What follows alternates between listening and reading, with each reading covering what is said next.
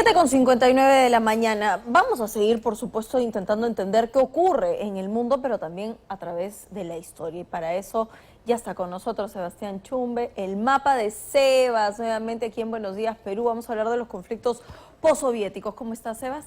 ¿Qué tal, Clau? Buenos días, encantado de estar Buen día. aquí nuevamente. Y sí, hoy vamos a hablar un tema de historia reciente, pero que se mezcla con nuestra actualidad, que son los conflictos postsoviéticos, es decir, todos los conflictos que surgieron a raíz de la desintegración de la Unión Soviética. Y a ver si pasamos a la siguiente diapositiva, primero para entender o recordar un poco qué fue la Unión de Repúblicas Socialistas Soviéticas, que fue la gran potencia que rivalizó con Estados Unidos durante el periodo que conocemos como la Guerra Fría, ¿no? Estaba liderada por Rusia, pero estaba conformada por 15 repúblicas socialistas soviéticas, que como todos sabemos, en 1991 se desintegra, es decir, la Unión Soviética y el bando comunista pierden la Guerra Fría ante Estados Unidos y bueno, pasan a formarse estos 15 países que conocemos hoy en día.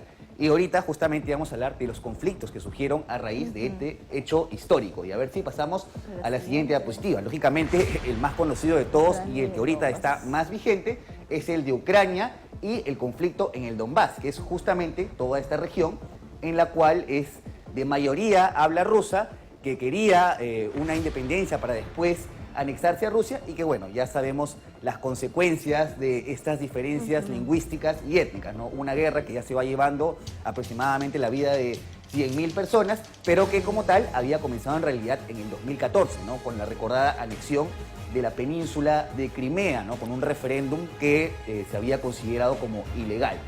Y a ver si pasamos a la siguiente diapositiva para hablar de otro conflicto, bueno, de un país no tan conocido que se llama Georgia, que yo le apodo como la Ucrania del Cáucaso, ¿no? Porque está ubicada en esta región montañosa del Cáucaso y que es algo bastante similar, ¿no? Porque tiene unas regiones que son de mayoría prorrusa, Abjasia y Osetia del Sur, que en el pasado habían sido provincias dentro de la República Socialista Soviética de Georgia. Entonces, acá vemos que en general está la disputa, ¿no? Entre los dos principios del derecho internacional.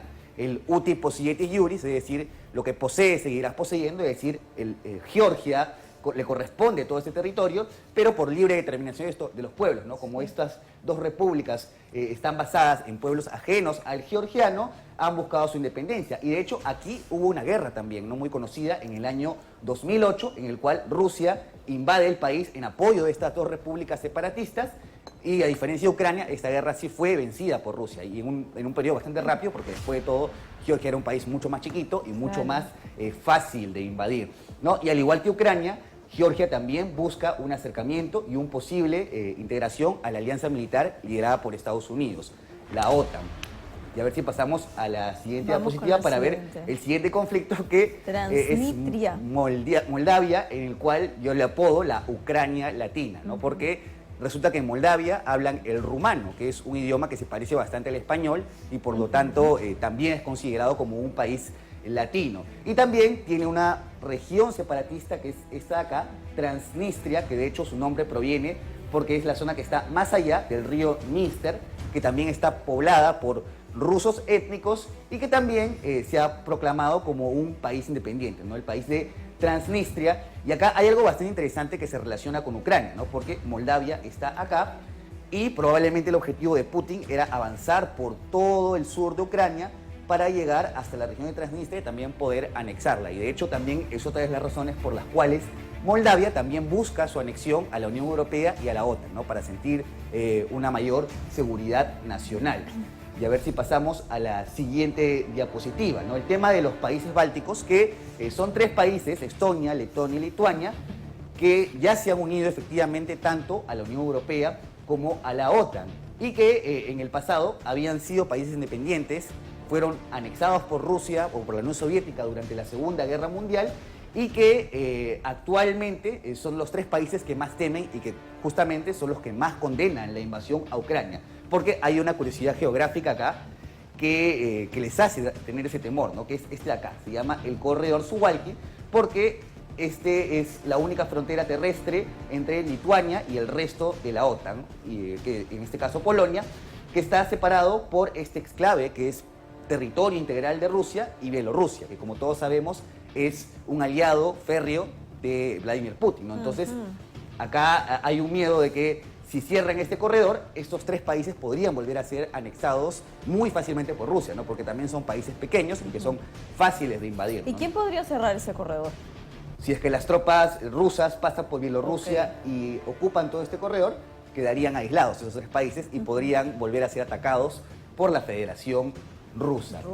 Y a ver si pasamos a la siguiente diapositiva, que es, bueno, el último de los conflictos del que vamos a hablar y que es el único en el cual no está involucrado directamente Rusia, sino es un conflicto entre 2 pueblos históricos y que tiene un componente religioso incluso, ¿no?